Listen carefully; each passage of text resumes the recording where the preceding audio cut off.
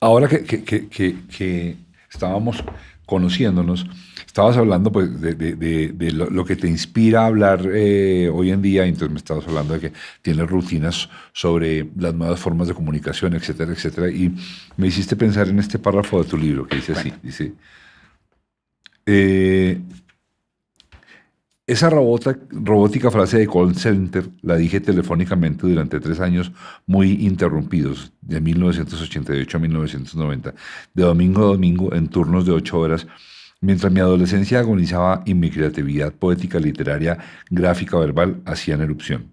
Me enteré en vivo y en directo de lo duro de la vida laboral de oficina.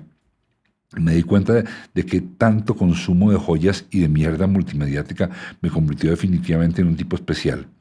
Le hace atractivo o repulsivo dependiendo del interlocutor. Y ya leyendo ese párrafo, me vino a la cabeza algo que está implícito ahí, porque pues trabajaste en el 90 y eso, en un call center y esto. Y tú, tú cómo desarrollas, porque seguramente ya caíste en cuenta, que tú perteneces, Germán también, Wilbar también, yo también, a una generación que es la última generación, que, que vivió el tránsito entre el mundo análogo y el mundo digital. O sea, nosotros pertenecemos a una generación que cuando desaparezcamos, nos vamos a llevar, yo diría, no sé si el más, pero uno de los momentos más importantes en la historia del desarrollo humano. Y es cuando pasamos de lo análogo a lo digital. Tú eres capaz de marcar con un teléfono de disco y hoy en día eres capaz de usar un smartphone, cualquiera de nosotros. sí, Tu hijo de 9 años ya no ya ve un teléfono de disco y no sabe qué es esa vaina, piensa que es una tranca de una puerta. sí. ¿Le va más gallo a eso? Sí, digamos que yo ya que pasarán por ahí un par de generaciones más, porque aún hay reminiscencias de eso. Entonces, digamos que mi hijo Tomás, que tiene 3 años y que ya maneja tablet, y que además tiene síndrome de abstinencia de la tablet, pues de Sí. quiero la tablet, pero así como heroinómano. Hoy hice una patareta de media hora por quiero la tablet, quiero la tablet. No, no, la tablet no, la tablet hasta por la noche, aguántate, no, quiero la tablet. En fin, está en esa etapa. Pero aún así, él tiene el telefonito este de disco de Fisher Price que uno lo jala y que uno puede llamar. ¿Sí? Entonces, El de Toy Story. exactamente, él también tiene conciencia de ese aparato, pero en parte porque hay una memorabilia ahí como que no quiere desprenderse Y de... pregunte, ¿no tendrá que ver mucho también con el estilo del papá? Es que También, yo sí también, creo que hay también. niños hoy en día que ven Porque un yo he visto teléfono de disco y no van a muchos saber. videos donde personas, o sea, he visto un papá que dice, te voy a mostrar qué es eso, y un cassette, y no tiene ni idea de cómo funciona, de cómo o sea, cuál es el proceso para ponerlo a sonar, Sí, sí, o sí. cómo la información está ahí. Bueno, nosotros tampoco sabemos cómo está la información, pero sabíamos que esa cinta nos daba... Sí, hay ciertas cosas que supongo que él ya no va a identificar ni va a entender del todo, pero todavía hay como una colita ahí como del pasado que todavía sigue vigente y que de alguna manera o yo se los recuerdo o se los explico. También hay, yo que sé, películas, documentales, etcétera y tal. Entonces, pero como que lo haya experimentado físicamente, presencialmente, claramente no. Y eso, sí, digamos que me parece interesante, curioso y tal, pero no, como que no tengo material al respecto de ello, no sé, yo diría que una directriz que de mi material, cada comediante tiene su directriz de cómo armar lo suyo, generalmente tiene que ver muchísimo con el sinsentido como de la lógica del idioma y de la lógica de los protocolos y de los comandos, de las normas de conducta, etcétera, y de lo que la gente da por sentado. Entonces yo siempre me enfoco por el lado de la gente da por sentado tal cosa, yo no. Por ejemplo, te contaba lo de una idea que tengo sobre una rutina sobre la Llorona, que la Llorona, pues es ese espanto tradicional que todo el mundo conoce por tradición oral y que tiene ese famoso grito de batalla de dónde estarán mis hijos y que espanta a la gente y da miedo, bla, bla, bla.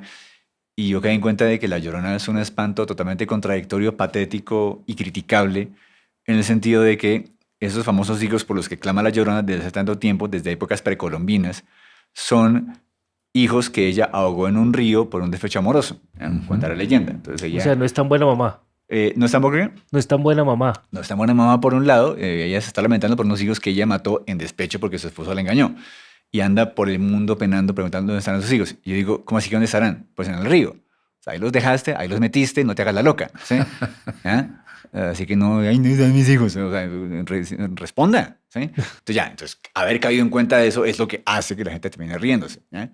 Como que ese tipo como de sinsentidos de cosas que la gente da por sentado, yo digo, ¿cómo así? ¿Cómo así que ta?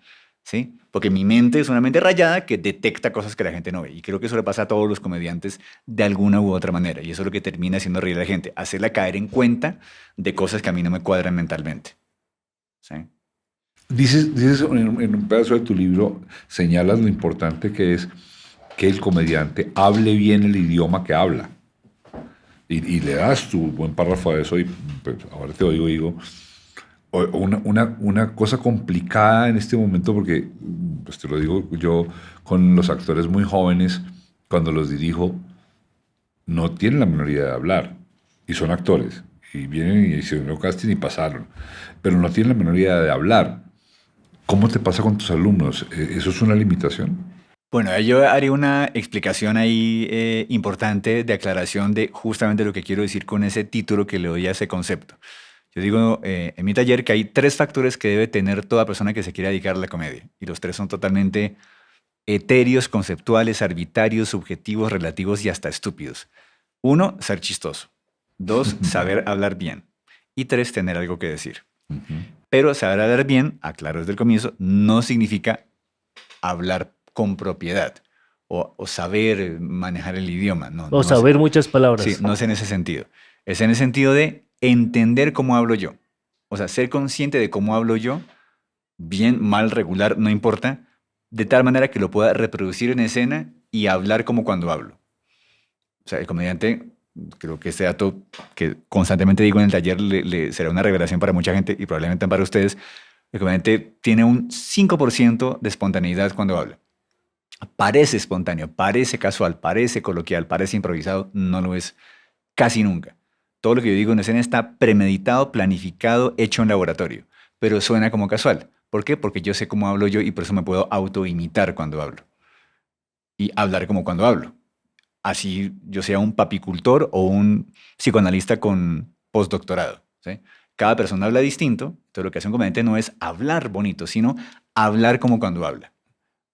Independientemente de su nivel de léxico o de academia, o sea, hay comediantes que son torpes hablando, que tienen errores de dicción, de gramática, pero entienden esa manera de hablar de ellos. Y por eso cuando hablan en escena, suenan como cuando hablan. ¿Ya?